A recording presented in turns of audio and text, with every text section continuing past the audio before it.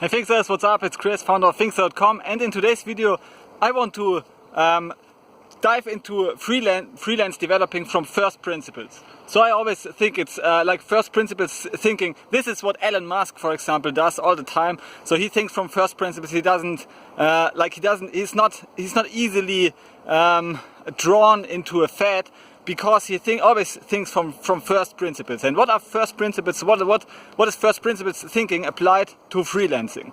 So let's start with first principles thinking applied to freelancing. So the freelancing, if you want to be a freelancer, like whether be it freelance developer or other type of freelancer, you get hired by clients. Clients are business owners usually, or like small or big business owners, right? So sometimes clients are also individuals, and then the same strategies obviously apply. And business owners need to make money. Otherwise they cannot, like this is from first principles thinking. Business owners need to make money. So if they hire someone,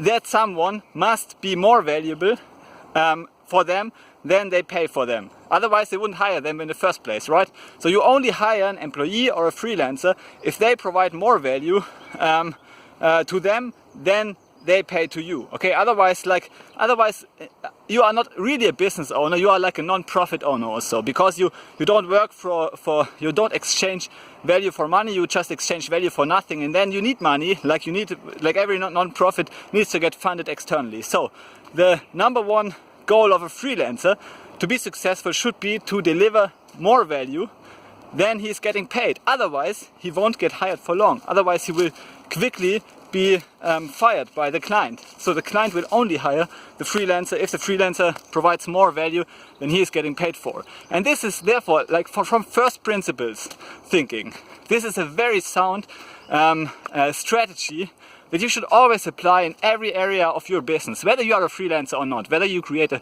more scalable business or not. Like from any perspective you approach it, as a business owner you need to deliver more value than you are getting paid for. For example, Finxter is an example. My business I educate millions of coders in a year and teach them to code. But I only monetize a very small fraction of the value I actually create, or actually all the Finxter creators together create, in teaching people to code. Because I mean, those people go into the marketplace and create huge amount of values, and for those people, often if we teach them to code, their value in the marketplace will rise, will double or triple or even 10x. So we have some freelancer students who earn $100 per hour. So students who complete our Python freelancer course. So they have leveled up their skills with the strategies we provide. So we provide a lot of value on the Finxter Academy and on our Finxter educational system, but we only monetize a tiny fraction. Otherwise people wouldn't buy our courses material. Yeah, if we wouldn't provide more value to them. So for example, say they spend $300 on some courseware. Now, if they don't get the value back, they don't get at least $300 back, they will feel like they have been ripped off. And so of course, I mean, my main strategy as a business owner is to deliver far more value, like excess value, to all course buyers. So if they give me $300, I will give them more value, like more than 10x their value back, like $3,000 at least for their career. Sometimes even $30,000 for a $300 investment. So it's like these huge investments, like Warren Buffett said, the best investment is in yourself. And therefore, also as a strategy, thinking from first principles, you need to maximize the value you can provide to the client. And how do you do it?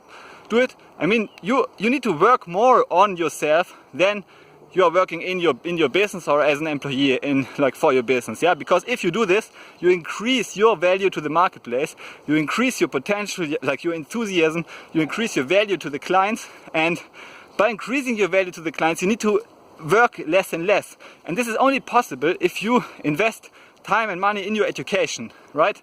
Otherwise, I mean, if you don't invest in your education, if you just do the work, like being a working bee, you don't increase the value to yourself. You just apply what you already have to create some products or stuff. Yeah. So, and this is where most people converge. Most people converge in they don't further develop their skills to create more value for clients or business owner, and this is true whether you're an employee or a freelancer. It's the same for in all cases. A client or a business will only hire an employee or a freelancer if they provide more value than they are getting paid for. So if you just apply the things over time, gradually your value will decrease, because it's just like knowledge doesn't remain constant. Knowledge changes, so the value of your knowledge also decreases over time, because you if we assume that we have an increase in overall knowledge and wisdom in the world, in humanity, then relatively your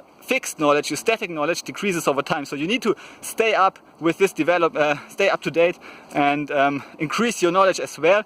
And you should increase your knowledge at a faster rate than the general public. And this is easily possible if you read, say, like on average, people read 1 to 2 business books or books in their field per year, but maybe not even that. Some people just read 0 books in their field. But if you just do this, I mean, if you read a business book every month or so, you read 12 books per year. So if you are a freelance developer, you're a business owner, you read 12 books per year, and you increase your value to the marketplace, and therefore you will become more valuable, and automatically the demand for your services will increase. Yeah, clients will find you. They necessarily have to find you because you provide so much value to them. Okay, so I think from first principles thinking, it's very, very important that you understand this one concept, that you are getting paid for value, so you need to deliver excess value to people. Okay, thanks for watching this video, and see you in the upcoming videos. Bye.